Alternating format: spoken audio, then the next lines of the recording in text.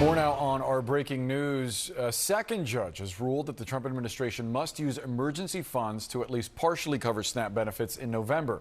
Remember, 42 million Americans depend on these benefits for groceries to feed themselves and their families. Yeah, so many people. And Renee Marsh is following this. Renee, what else are we learning? A very quickly moving story here.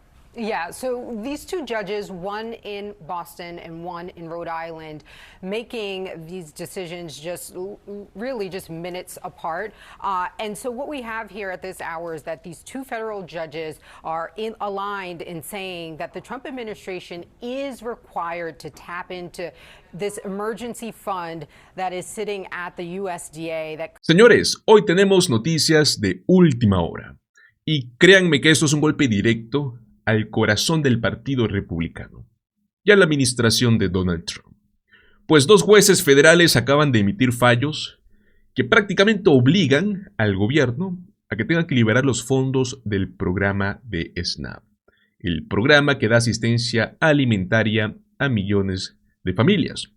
Y bueno, pues durante este cierre de gobierno es uno de los temas más fuertes.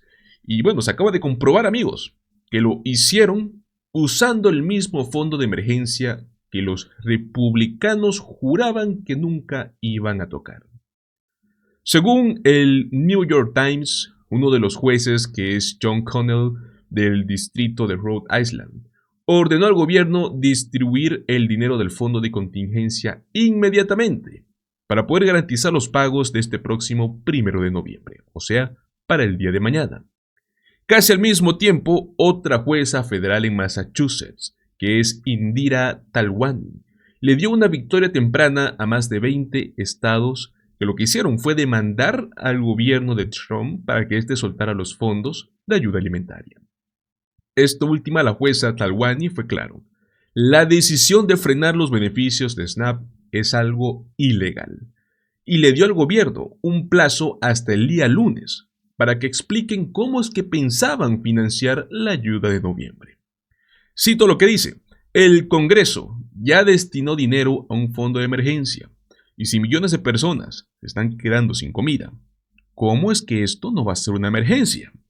Duro, directo y completamente cierto. Porque, amigos, este fallo es una cachetada judicial al gobierno trumpista y a los republicanos, los cuales estaban utilizando el factor de la hambre de más de 42 millones de estadounidenses como una herramienta política para poder presionar la reapertura del gobierno sin tocar los subsidios del Obamacare. O sea, en otras palabras, en términos simples, intentaron utilizar el hambre para chantajear con la salud. Y claro, detrás de todo esto tenemos a MAGA Mike Johnson, el mismísimo que se presentó como el instrumento de Dios en el Congreso. Él y los republicanos han pasado días diciendo que el fondo de emergencia del SNAP no podía usarse todavía porque, según ellos, había que guardarlo para una verdadera emergencia. Pero a ver, amigos, ¿cómo que no es una emergencia que 42 millones de personas estén en riesgo de no tener que comer? O sea, ¿en serio existe una emergencia más grande que esa? Para que puedan ver el nivel de descaro de este hombre, escuchen lo que dijo. I would just add to that, the Democrats are lying about that, and I think they know that. Some of the ones who are out saying it are actually attorneys. They can read the black letter law themselves. They've even filed a lawsuit, you saw, to try to do it. Why? Because they wanted a talking point. They know that's a frivolous piece of litigation. They know they're going to lose, but they also know it'll take many weeks or months to have that ultimately determined by a court because of the way the justice system works. So they're using it as a talking point to try to claim. I believe they know for a fact that what they filed in the court is false. You know, they're lawmakers. They're supposed to know how the law works. And so the whole thing is just shameful. And they're using the people as pawns in this game. That underlying fund that the Secretary just addressed was unfunded by the Democrats themselves when they voted against the CR. Lo que acabamos de escuchar fue a Mike Johnson mintiendo descaradamente, llamándolo frívola a esta demanda que buscaba liberar esos fondos. Ahora, ¿por qué lo hace? Porque, amigos, claramente no quería que ganaran. Él prefiere que la gente pase hambre, por lo menos si eso significa tener una ficha de negociación contra los demócratas. O sea, el tipo intentó desacreditar un caso que terminó asegurando que millones de personas puedan comer. Y luego, ¿no? Nos hablan de los valores cristianos, porque sí, señores, se preguntan, ¿qué haría Jesús? Seguramente no es esto. Lo más ridículo es que toda esa excusa de que no se puede utilizar el fondo es completamente falso. Ese mismo fondo de contingencia ya había sido utilizado por la administración de Trump en el año 2019. De hecho, hasta Fox News lo confirmó en su momento. Así que, cuando dicen que no podían utilizarlo, simplemente te estaban mintiendo. El Center for Budget también lo confirmó. El gobierno, si tiene autoridad legal para usar esos fondos en casos de emergencia alimentaria, lo han hecho antes, lo reconocieron en documentos oficiales del USDA, lo confirmó la Oficina de Responsabilidad del Gobierno. O sea, sabían perfectamente que podían hacerlo, pero claro, decidieron no hacerlo. ¿Para qué? Para poder seguir jugando con el sufrimiento de la gente. Del mismo modo lo explicó Hakeem Jeffries. Since day 30 of the Trump Republican shutdown and House Republicans remain on vacation, they've canceled votes for 5 consecutive weeks. House Republicans are missing in action. Yet, Speaker Mike Johnson is saying the quiet part out loud. It's extraordinary that earlier today, Mike Johnson admitted that Republicans are willing to starve hungry children in this country and take away SNAP benefits starting on November 1st so they can pressure Democrats into gutting the health care of the American people. That's what Mike Johnson admitted to just a little while ago. That's extraordinary. But it's what we know to be the case. For Republicans, from the very beginning of this presidency, cruelty has been the point. And what has been driving their policy agenda is to make life better for the wealthy, the well-off, and the well-connected. That's what the one big ugly bill was all about. Largest cut to Medicaid in American history, ripping food away from the mouths of children, seniors, veterans, and families. And all of this was done to provide massive tax breaks to their billionaire donors. And now as we approach November 1st, just 2 days from now, the beginning of open enrollment, tens of millions of Americans, including many in the state of Louisiana, are about to experience dramatically increased premiums, co-pays, and deductibles that will bankrupt them because of Republican refusal to extend the Affordable Care Act tax credits. Democrats will continue to stand up for everyday Americans, for working class Americans, and for middle class Americans, for the poor, the sick, and the afflicted, for the least, the lost, and the left behind throughout this country. We're in this fight until we win this fight because we know we're on the right side of this fight for the American people, to protect their health care and to stop these cruel Republicans from ripping SNAP benefits away from the American people. Esa es la dura realidad, señores. Los republicanos no querían liberar esos fondos porque querían usar el hambre como un arma política. Querían salir a decir, ven, si quieren que la gente coma, abran el gobierno y renuncien al acuerdo sobre salud. Estaban intentando enfrentar a los enfermos contra los hambrientos para poder forzar una negociación que les permitiera destruir el Obamacare. Lo más preocupante es que no es un accidente porque los republicanos no creen que el gobierno tenga que ayudar a la gente con salud ni con comida. La visión que ellos tienen es clara, que el gobierno solo debe de servir para beneficiar a las corporaciones, a los ricos, y esperar que algo de eso les caiga a los pobres por goteo. Un experimento que llevan más de 40 años fracasando. Y ahora que la justicia los está obligando a liberar esos fondos, el golpe político es enorme. Mike Johnson acaba de perder su carta de chantaje. Ya no podrán utilizar el hambre de millones como una herramienta para avanzar su agenda. Claro, tampoco se sorprendan si es que el próximo intento será recortar fondos de investigación del cáncer infantil o del seguro social.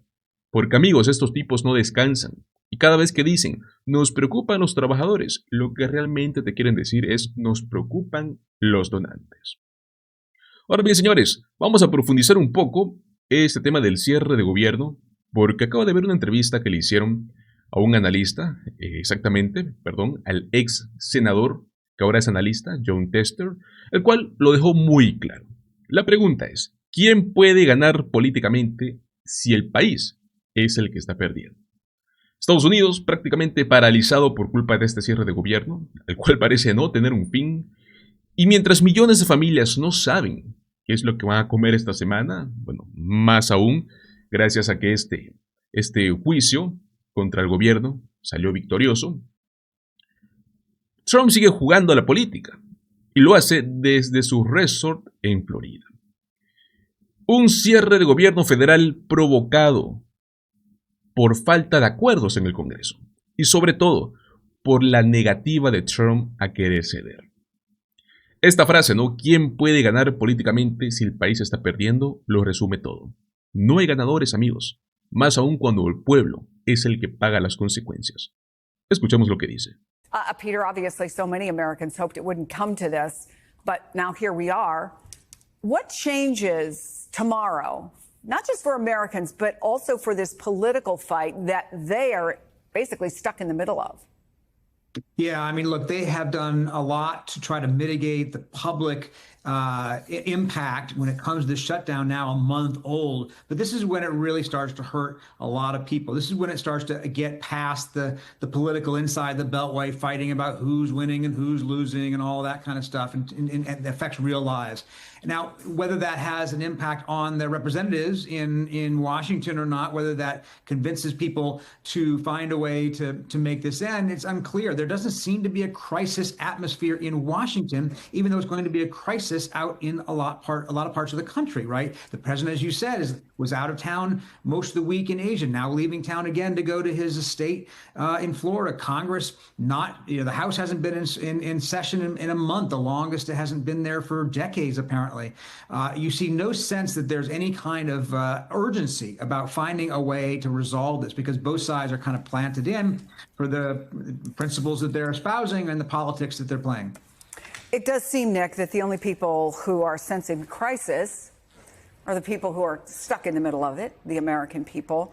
You've written so extensively and so brilliantly about the impact of everything from poverty to dysfunctional governments all around the world. So when you see this happening here in the United States, what do you think? I mean, it's kind of heartbreaking to go from covering humanitarian crises and hunger in other countries to covering that right here in, the richest country in history of the world. That line of cars in Phoenix. Now. Absolutely.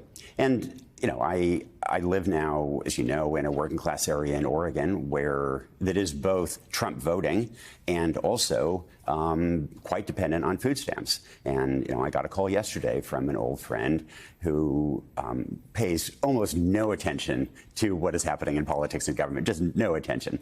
But he called yesterday, desperate for information about when the shutdown will end and when food stamps, when SNAP benefits will be restored. And that's because he has an infant, and he's got his own little moving company. He doesn't know whether he can afford to buy food. Yeah, he's like so many people we heard. They work.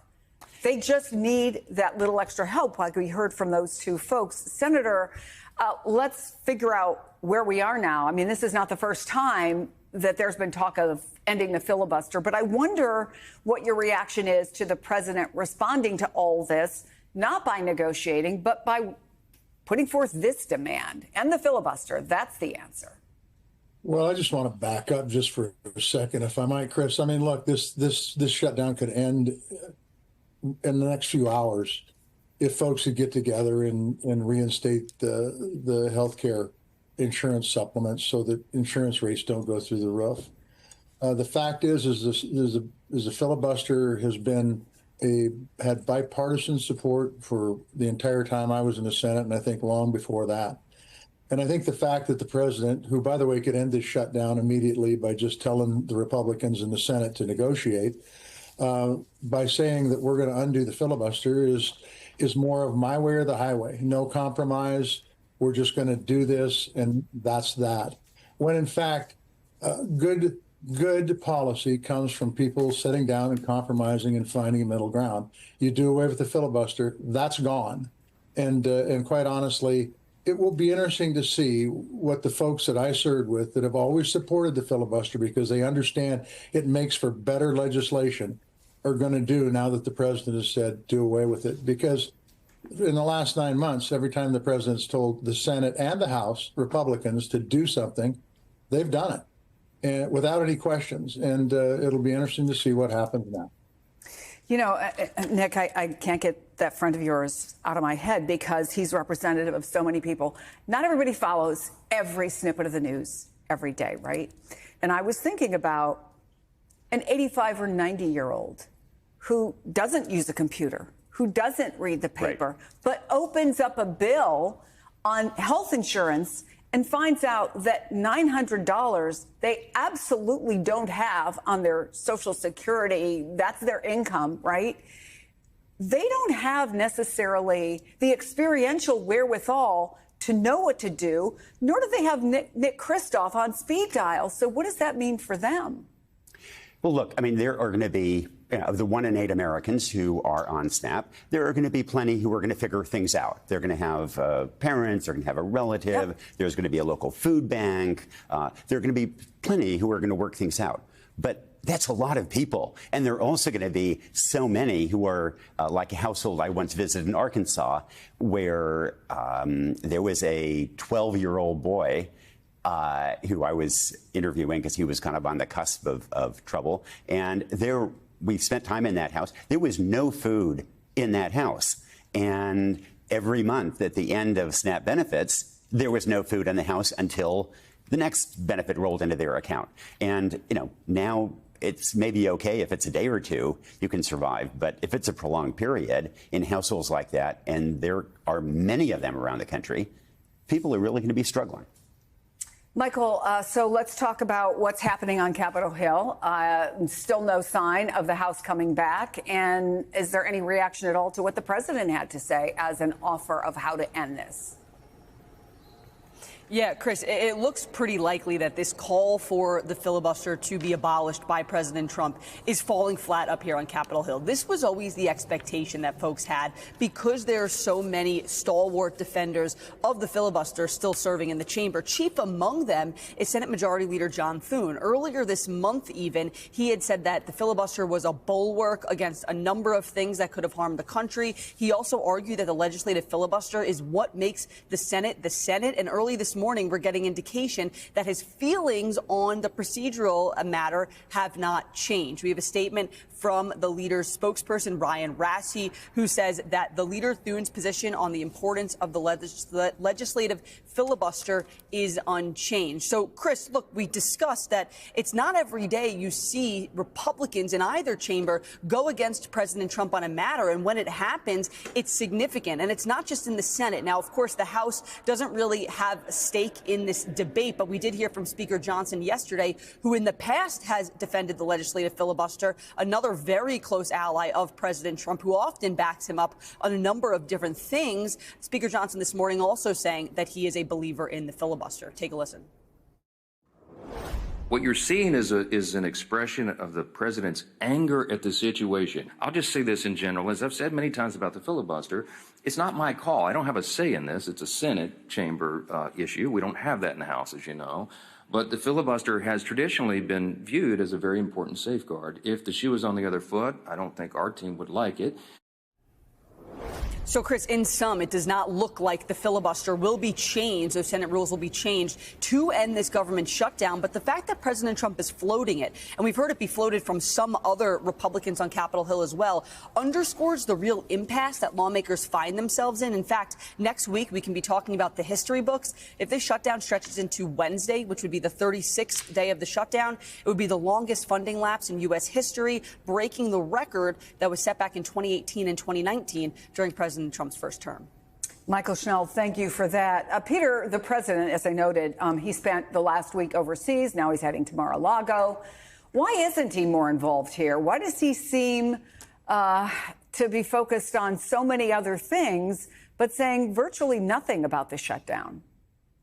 Well, in part, he doesn't want to be held hostage to it, right? I think he, understands that if he's talking about other things, that most of us are talking about other things, right? That he has an ability to command the stage and dominate the conversation like no other figure in our politics. And so if he's focusing on things he would prefer to focus on, the government shutdown doesn't get as much attention. I think he also learned that in that first term shutdown that Michael just referred to, was that, there wasn't the political cost that a lot of people thought there would be. By the time the voters went back to the polls, almost a year and a half, almost 2 years later, there were many, many other issues on their minds than punishing people for the shutdown that had happened at the beginning of 2019. So I don't know that he sees a political cost to this right now. And I think that, he's trying to set an example for the Senate Republicans of just holding firm and not making any move to make any kind of concessions on the assumption that the Democrats will cave. They thought from the beginning the Democrats would cave, and they've turned out to be wrong about that so far. So it's hard to see where we go from here. It's not hard to see how you could come up with a compromise, but it's hard to see how either party at this point backs down. Neither one seems to be angling to do that. Which brings me to an interview I did earlier this week that got a lot of views. And it was a woman who ran a New Mexico food bank. And I just asked her simply what she would want lawmakers to know. Here's a small part of what she told me. I would just really urge all of our Congress people, all of our representatives, our electeds at every level of government to visit a food bank.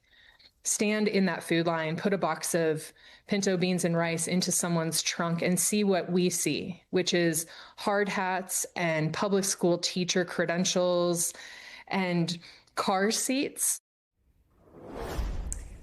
Obviously, Senator, she got emotional. And she is in the state that has the highest percentage of people who use food stamps. And do you think that there is a lack of understanding among members of Congress? Is there a fear? Is there a political calculation that they feel is more important than this? I think there's a lack of understanding by some, certainly not all. I can tell you that the lady is right. It's our neighbors that are in the food bank right now. People need help from all walks of life because it's tough in this economy with the inflation that's been occurring. And so that's why, I mean, it's been emphasized throughout these interviews, nobody wins in a shutdown. And that's why folks need to go to the table and negotiate and quit looking at this from a standpoint of who can win politically, because the fact of the matter is the country is losing and both sides will lose politically. And so get to the table, reinstate those subsidies for health insurance so our insurance rates don't go through the roof. That's not a big leap for Republicans and certainly what Democrats have been asking for. And get that done and get the government back opened up again so you don't have a bunch of people that are struggling to feed their family. Ok, amigos, esa frase, ¿no? Debería de retumbarle en la cabeza a todo político, especialmente a Trump. Porque lo que estamos viendo no es un liderazgo, esto es un chantaje político. Él no está tratando de resolver el problema. Él está apostando a que la gente se canse, a que la gente comience a culpar a los demócratas, que él salga limpio, salga como la víctima. Mientras tanto, millones de trabajadores sin salario, familias que dependen de los cupones de comida del programa de SNAP, están con el miedo.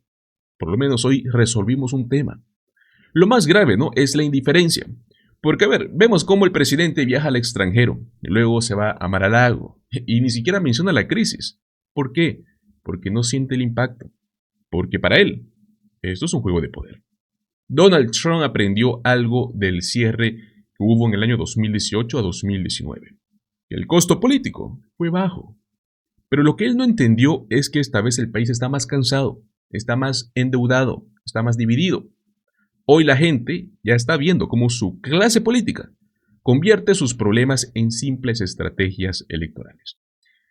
El ex senador Tester también mencionó algo muy importante, ¿no? Que el país está perdiendo porque nadie quiere ceder. Ahí es el corazón del problema. Esta política de todo o nada que Trump ha instalado en el Partido Republicano es el que destruyó la noción del compromiso. O sea, ya no importa quién tiene la razón, sino quién gana el titular. Y mientras los republicanos más moderados, esos que aún creen en el filibuster, la norma que exige el consenso en el Senado, están siendo presionados a romperla para poder complacer al trumpismo. Aquí va una pregunta muy interesante. ¿Qué clase de democracia sobrevive cuando sus líderes temen más a Trump que al propio pueblo? No se trata solo de política, se trata de vidas reales, gente que trabaja, gente que paga impuestos, que solo quiere estabilidad y que están pagando el precio por un capricho político. Así que sí, señores, el ex senador Jon Tester tiene razón. Nadie gana cuando el país está perdiendo. Ojo que el pueblo estadounidense está despertando, está entendiendo que esto no es una pelea entre demócratas y republicanos, sino entre quienes quieren gobernar y quienes solo quieren imponer. Pero bueno, ¿qué opinan ustedes? ¿Creen que Trump y los republicanos están jugando con el país por intereses políticos? ¿Qué creen que saldrá de todo este conflicto? Los invito a que me dejen sus opiniones en la caja de comentarios. Muchísimas gracias por acompañarme en este video. Recuerden, como siempre, déjame tu like, suscríbete al canal y comparte el contenido. Nos vemos en el próximo video. Hasta luego.